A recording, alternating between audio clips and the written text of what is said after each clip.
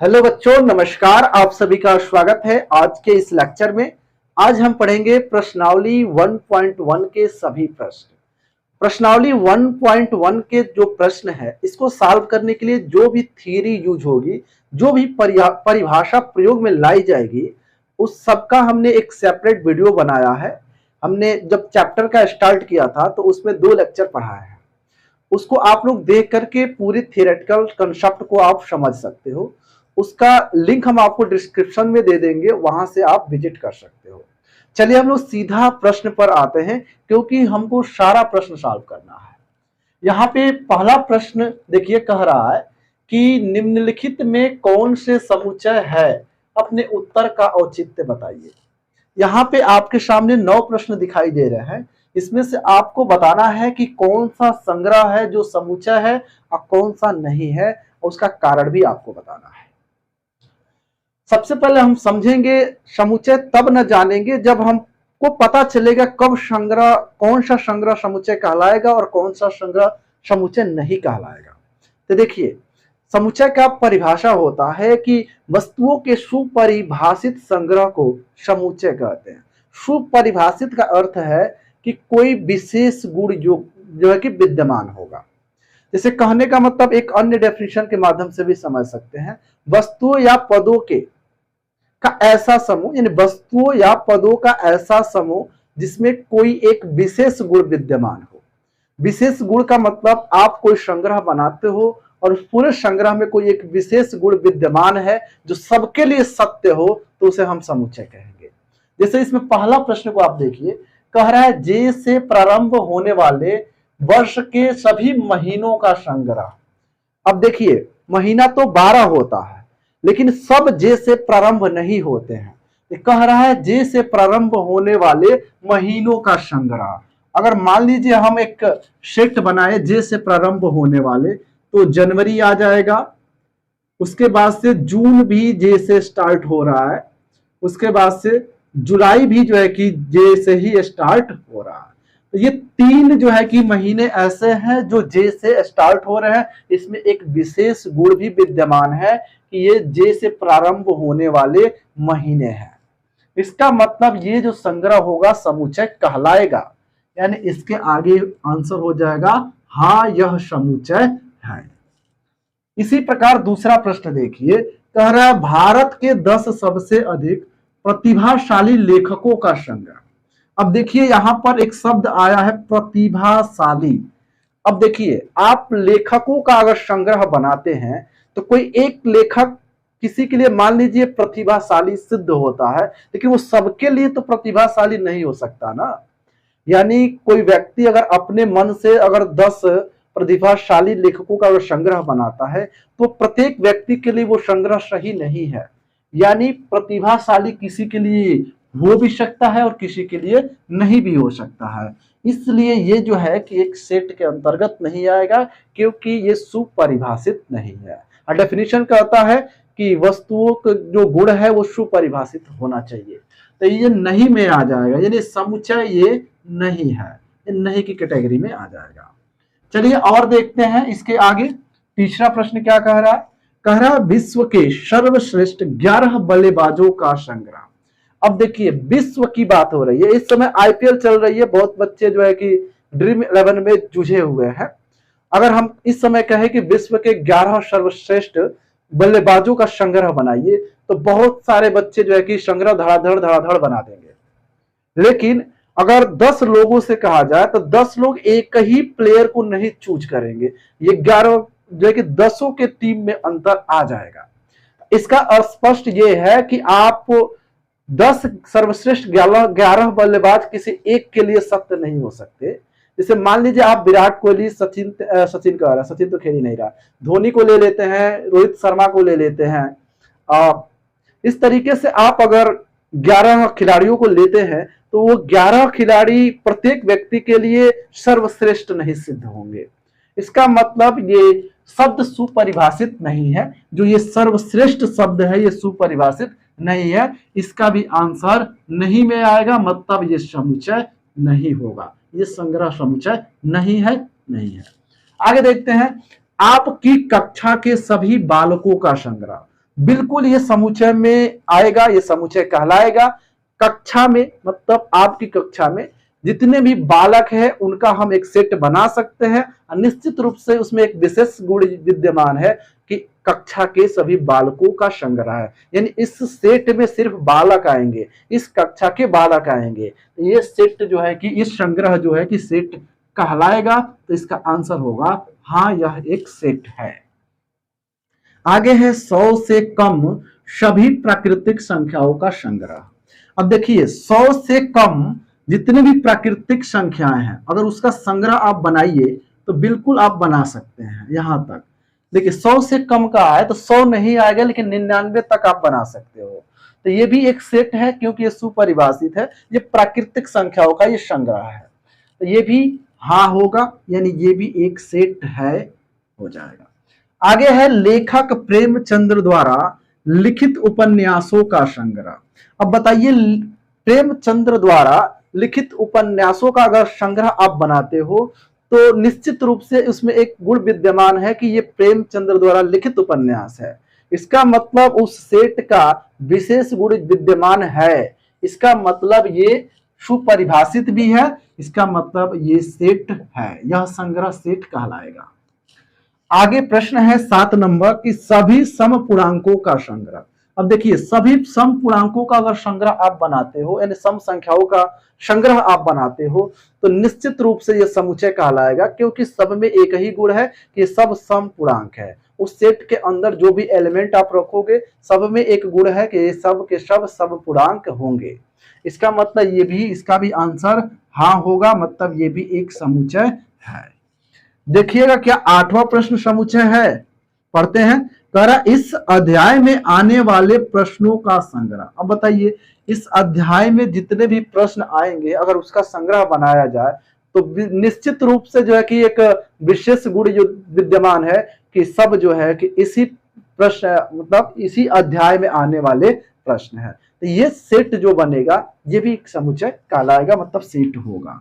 इसका भी आंसर होगा हाँ, ये भी एक सेट है।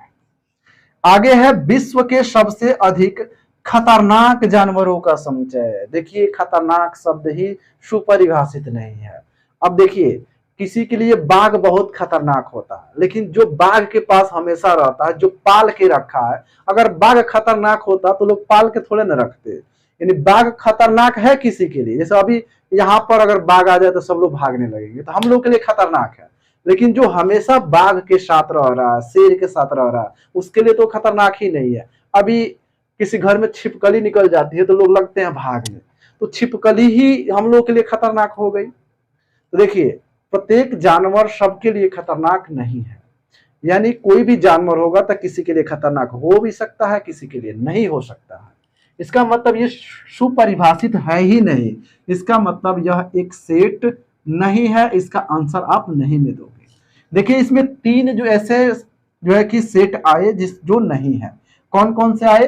तो भारत के 10 सबसे अधिक प्रतिभाशाली लेखकों का संग्रह, और आया विश्व के सर्वश्रेष्ठ 11 बल्लेबाजों का संग्रह, और कौन सा संग्रह आया? तो एक आया विश्व के सबसे अधिक खतरनाक जानवरों का संग्रह। ये संग्रह जो है कि समुच्चय के अंतर्गत नहीं आएंगे। उम्मीद है कि आप सभी को ये प्रश्न समझ में आए होंगे। अब इसके बाद हम लोग इसका दूसरा प्रश्न सॉल्व करते हैं। आप लोग कर लीजिए इसका स्क्रीनशॉट। अब दूसरा प्रश्न हम लोग देखेंगे।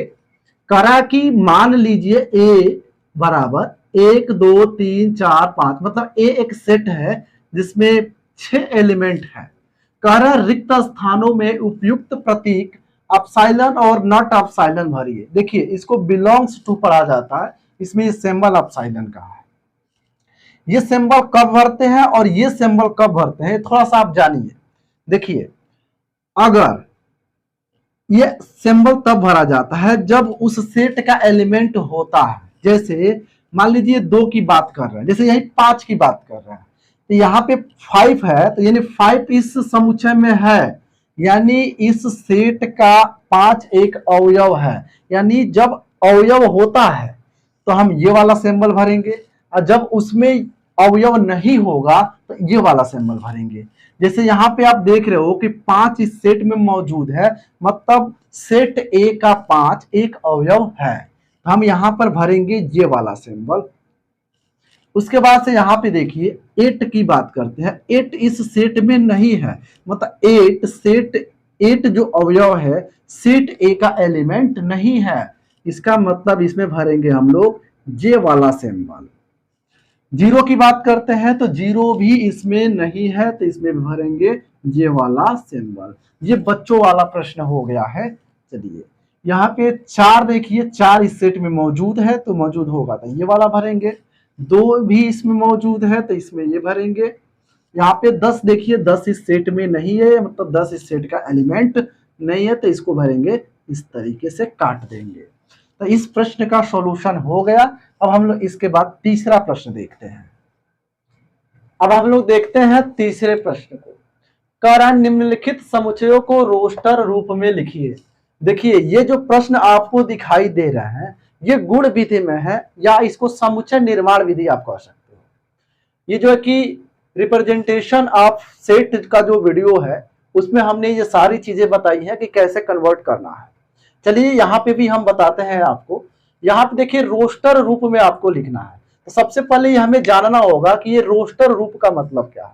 देखिए रोस्टर रूप का मतलब है आपको एक सिंपली जो है कि सिंपल में क्या करना है, आपको मझला कोष्ठक बनाना है और इसके जो अवयव होंगे, मतलब इस सेट के जो भी सेट है इसके जो भी अवयव होंगे उसको कमा लगा के लिख देना है।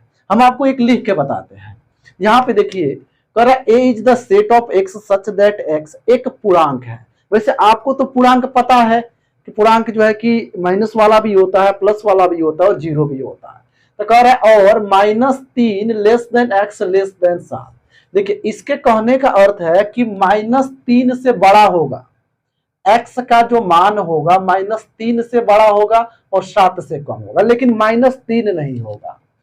तो यहाँ पे अगर हम मान लीजिए यहीं पे हम एक सेट बनाते हैं, रोस्टर फॉर्म में लिखते हैं, तो अभी हमने बताया कि एक मझला कोष्ठक बनाएंगे, उसके अंदर अवयवों को कमा लगा के लिख देंगे। कौन कौन से अवयव होंगे पता करते हैं। अब देखिए -3 से बड़ा, -3 से बड़ा होगा -2, अब -2 से बड़ा होगा -1, 1 से बड़ा होगा 0, 0 के बाद आएगा आपका 1, 2, 3 भी आ जाएगा, 4 आएगा, 5 आएगा, 6 आएगा, लेकिन 7 नहीं आएगा क्योंकि x का जो मान है वो 7 से कम है। तो ये जो सेट बना यही हम लोगों का जो है कि इसका रोस्टर फॉर्म है, ये कन्वर्ट हो गया। अब चलिए इस दूसरे प्रश्न को भी कन्वर्ट करते हैं ताकि रोस्टर फॉर्म जो है कि कंफर्म हो जाए। यहां देखिए B is the set of x such that x संख्या 6 से कम एक प्राकृतिक संख्या है। देखिए 6 से कम एक प्राकृतिक संख्या, तो प्राकृतिक संख्या किसे कहते हैं, नेचुरल नंबर जो 1 से स्टार्ट होकर अनंत को जाता है। अगर मान लीजिए हम इसका आंसर देना चाहें, चलिए यहाँ आंसर लिख देते हैं। अगर रोस्टर फॉर्म में कन्वर्ट करना चाहे तो एक इसके अंतर्गत आएगा क्योंकि कह रहा है 6 से कम, तो 6 से एक कम है। अब प्राकृतिक संख्या भी है, 2 भी 6 से कम है, 3 भी 6 से कम है, 4, 5, लेकिन 6 से कम नहीं ना होगा, 5 तक ही यहाँ पे आंसर होगा। अब तीसरा प्रश्न देखिए, कह रहा C is the set of x such that x 2 अंकों की ऐसी प्राकृतिक संख्या जिसके अंकों का योगफल 8 है। देखिए इसमें भी प्राकृतिक संख्या को ही लिखना है, लेकिन उन 2 अंकों की संख्या आपको लिखनी है जिसको जोड़ने पर 8 आना चाहिए। जैसे देखिए कहने का मतलब अगर एक इस जैसे कहने के यहाँ चलिए आंसर लिखते हैं। आंसर अगर यहाँ पे हम लिखते हैं, यहाँ पे ऐसे एक मझला कोष्ठक डाल दिए।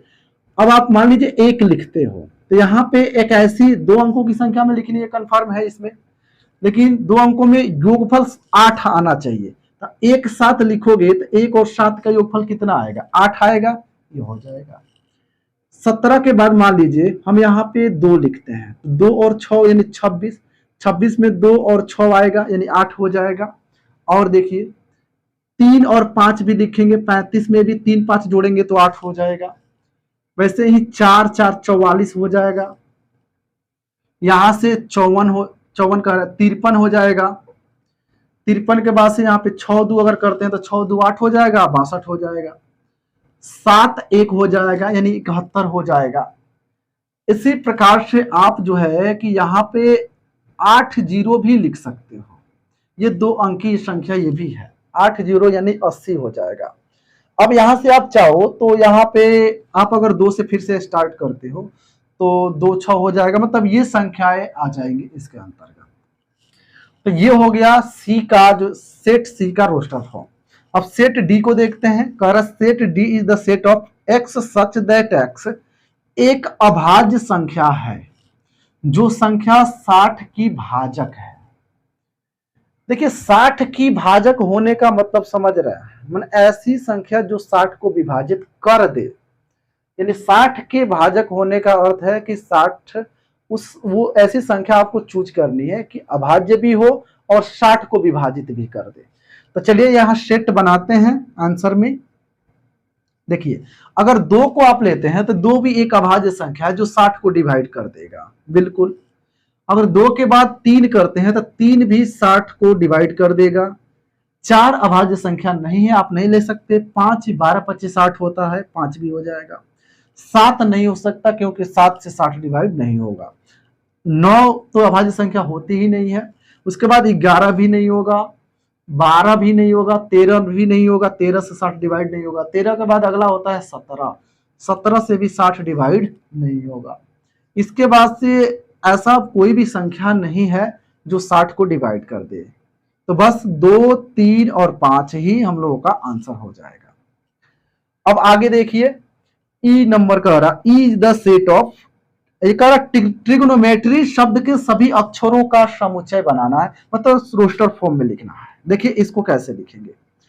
यहाँ पे बच्चों एक काम कर सकते हो, जो जो आंसर लिख रहे हैं उसको ऐसे लिख सकते हैं, बी बराबर ऐसे करके, जो ऐसे कर रहे हैं वो ऐसे कर सकते हैं। यहाँ पे भी कर लीजिए, सी बराबर, यहाँ पे डी बराबर, यहाँ पे चलिए ई बराबर। देखिए एक चीज हम आपको बता दें, यहाँ पे देखिए प्रत्येक शब्द का हमें समुच्चय बनाना है। प्रत्येक शब्द को कमा लगा के लिख देंगे, जैसे टी हो गया, आर, आई, ओ, एन, लेकिन फिर से देखिए ओ आ रहा है, तो दोबारा समुच्चय में आप नहीं लिख सकते। किसी सेट में लिखते समय आपको एक एलिमेंट सिर्फ एक ही बार प्रयोग करना, एक ही शब्द 2 बार आप नहीं लिख सकते, एक ही एलिमेंट को 2 जगह आप नहीं रख सकते।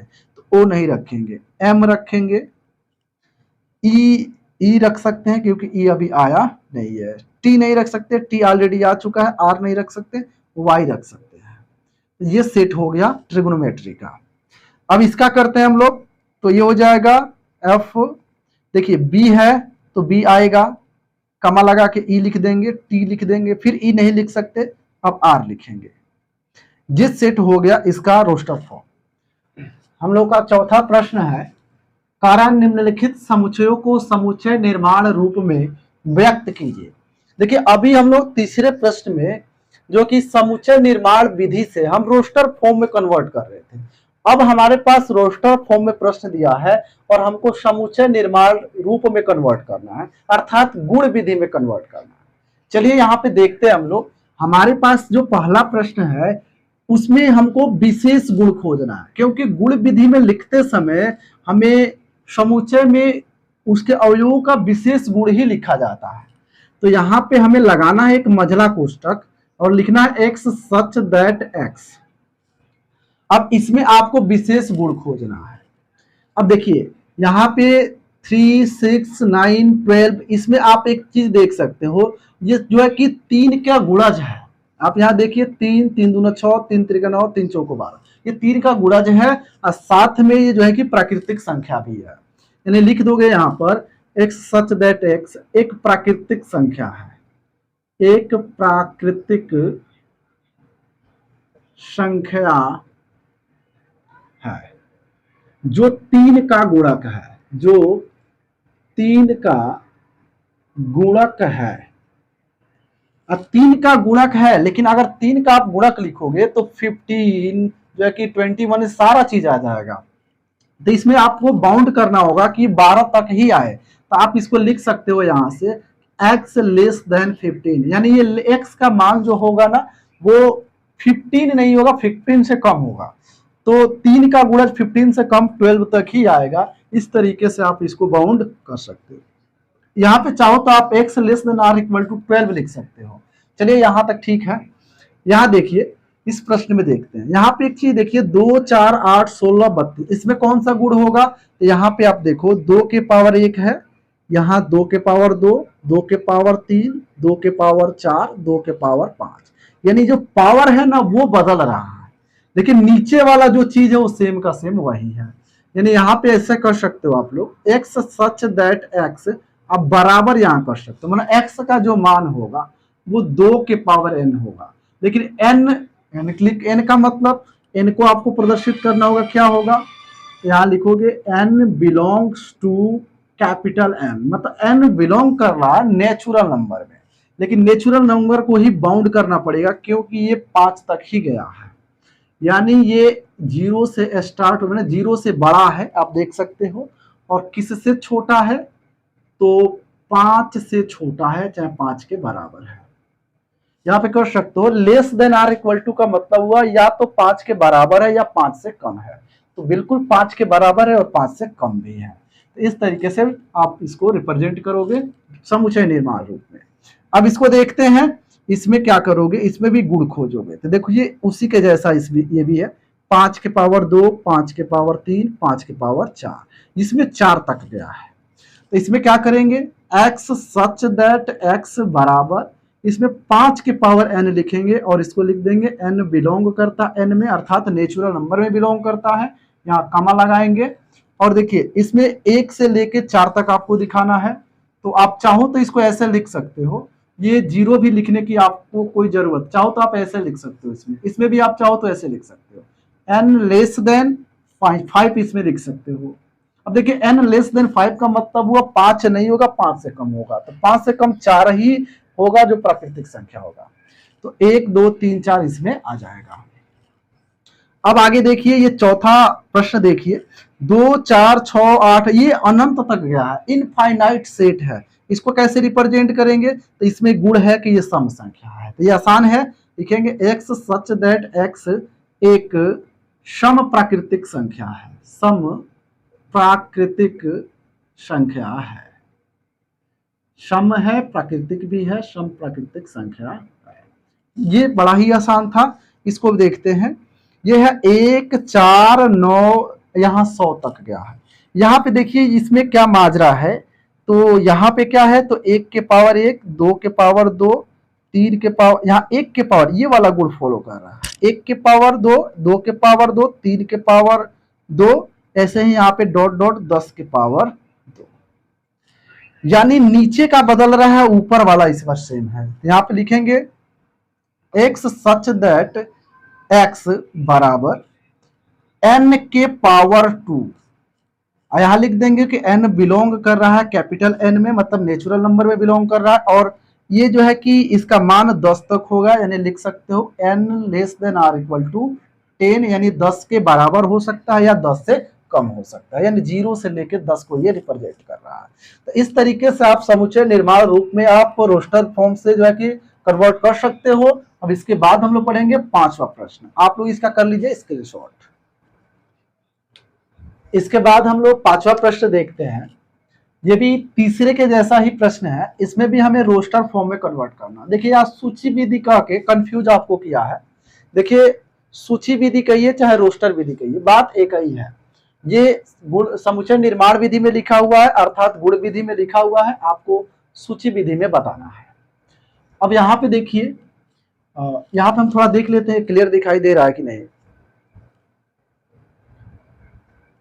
अगर ये क्लियर दिखाई दे रहा तो आप लोग कमेंट बॉक्स में बताइए। यहाँ पे चलिए देखते हैं, क्लियर वैसे दिखाई दे रहा है।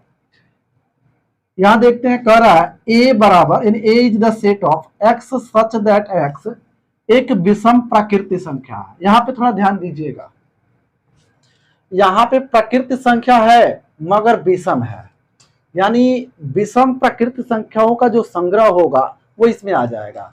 यानी अगर इसको दिखाना चाहो तो a बराबर, यानी ऐसे लिखोगे मझला कोष्टक, और इसमें जो है कि एक एक विषम संख्या है, 3 भी विषम संख्या है, 5 भी एक विषम संख्या होगा, 7 होगा। इस तरीके से जो भी आएंगी सब विषम संख्या हो जाएंगे। ये अपरिमित सेट है अर्थात इनफाइनाइट सेट है। आगे है be the set of x such that x एक पूर्णांक है जो -1/2 से बड़ा है और 9/2 से छोटा है। देखिए 1/2 का मतलब 0.5 हुआ यानी हाफ हो गया। यहाँ पे देखिए 9/2 का मतलब 4.5 हुआ यानी 4.5 से छोटा और 0.5 से बड़ा। अब देखिए पूर्णांक का मतलब होता है ऐसे जीरो वाला भी आ जाए, प्लस वाला भी आ जाए और माइनस वाला भी आ जाए, ये पूर्णांक होता है, ये पूर्णांक होता है। अब यहाँ पे एक चीज देखिएगा, हमें रखना है इससे बड़ा, तो इससे बड़ा क्या होगा, तो माइनस में चूंकि है ये तो -1 इससे बड़ा होगा। माइनस यहाँ पे -1 किससे बड़ा जो है कि 0 होता है, 0 से बड़ा 1 होगा, 1 से बड़ा 2 होगा, 2 होगा तो उसके बाद 3, 3 के बाद 4, यही इसमें आएंगे। यानी इसका जो फॉर्म होगा रोस्टर फॉर्म ये हो जाएगा। उसके बाद देखिए C the set of x such that x एक पूर्णांक है, इसमें लिखा है x² less than or equal to 4, यानी x का मान रखेंगे लेकिन उसका वर्ग जो होना चाहिए वो 4 से छोटा होना चाहिए चाहे 4 का बराबर होना चाहिए। तब एक चीज यहां पे देखिए थोड़ा सा, अगर हम -1 का अगर वर्ग करें तो इसका मान 1 आएगा जो 4 से छोटा है। अगर हम -2 का वर्ग करें तो 4 आएगा जो 4 के बराबर है। इसके बाद अगर हम -3 का करेंगे तो 9 हो जाएगा जो 4 से अधिक हो जाएगा। 0 का अगर वर्ग करेंगे तो 0 आएगा जो 4 से छोटा है। यानी इस सेट में -2 भी आ जाएगा, -1 आ जाएगा, 0 आ जाएगा, 1 आ जाएगा, 2 आ जाएगा। बस इतने ही शब्द, इतने ही जो है कि एलिमेंट आएंगे, क्योंकि 1 का वर्ग भी 1 होता है, 2 का वर्ग 4 होता है जो 4 आना है। अब आगे देखिए डी नंबर यानी चौथा नंबर कह रहा D is the set of x such that x loyal शब्द का एक अक्षर है, यानी इस शब्द का आपको सेट बताना है। तो इसमें कुछ नहीं है, इसको क्या करना है, कॉमा लगा के लिख देना है LOYA। अब ध्यान से समझिएगा, L दो जगह आप नहीं लिख सकते, यही होगा आपका।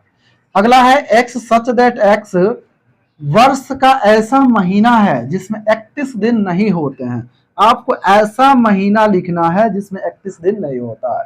देखिए जनवरी जो होता है, जनवरी 31 दिन का होता है तो ये आप नहीं लिखोगे। फरवरी जो होता है ना वो जो है कि 28 दिन का भी होता है, 29 दिन का भी होता है, तो ये फरवरी का महीना आ जाएगा। फरवरी के बाद मार्च, आप देखिए ऐसे आप कर सकते हो, इस पर ये हो जाएगा जनवरी। उसके बाद फरवरी जो धसे हुए भाग में आएगा, इसका मतलब वो 30 और 28 29 है।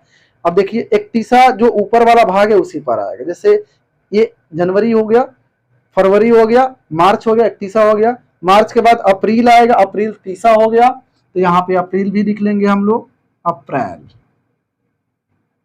अप्रैल के बाद आएगा मई, मई 31 होता है, जून आपका हो जाएगा 30। यानी आप देखिए जनवरी, फरवरी, मार्च, अप्रैल, मई, जून, जुलाई, अगस्त, सितंबर इसके बाद से हो जाएगा, सितंबर, सितंबर, अक्टूबर आपका 31 हो जाएगा, नवंबर आपका 30 हो जाएगा। ये 30 महीने वाले हो गए, मतलब जो 31 महीने के 31 दिन के नहीं होते, महीना कह रहा है वो हो गए। आगे है F such that F is the set of x such that x अंग्रेजी वर्णमाला का व्यंजन है जो के से पहले आता है। इसमें आपको क्या करना है, व्यंजन लिखना है। ए इसमें नहीं आ सकता क्योंकि वो वॉवेल है, व्यंजन नहीं है। बी आ जाएगा, सी आ जाएगा, डी आ जाएगा, ई नहीं हो सकता, एफ आ जाएगा, जी आ जाएगा, एच आ जाएगा, A B C D E नहीं आएगा, एफ जी एच आई नहीं आएगा, जे आ जाएगा आपका, बस इतने तक। जे के बाद के आ जाता है लेकिन के से पहले कहा है। तो ये हो गया 5वें प्रश्न का आंसर। आप लोग भी इसका भी कर लीजिए स्क्रीनशॉट। और हम छठा प्रश्न देखते हैं।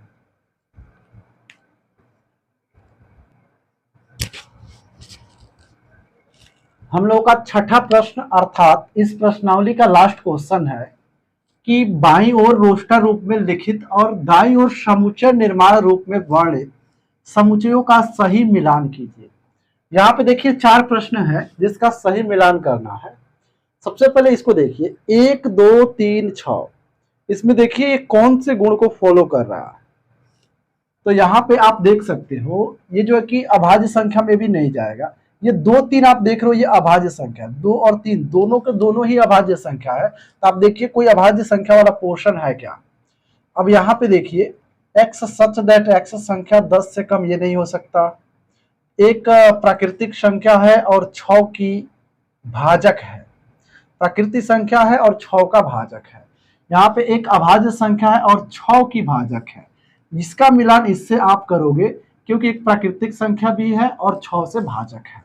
1 2 3 6 जो होगा वो इसका मिलान हो जाएगा क्योंकि एक प्राकृतिक संख्या है और 6 की भाजक है।